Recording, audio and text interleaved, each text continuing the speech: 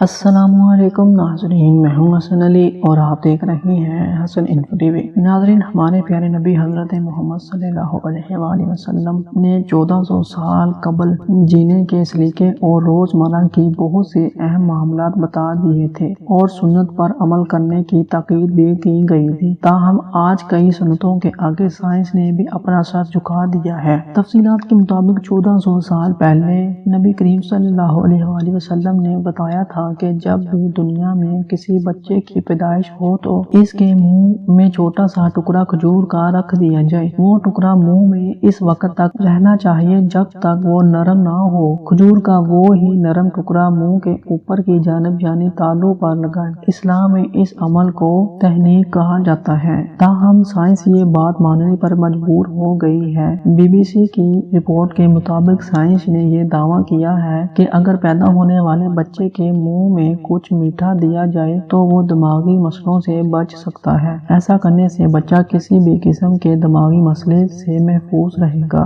जी तो नाज़रीन, ये थी आज की वीडियो। अगर आपको वीडियो पसंद आई हो तो वीडियो को लाइक और चैनल को सब्सक्राइब लाजमी करें। मिलते हैं नेक्स्ट वीडियो में, तब तक के लिए अल्लाह हाफिज।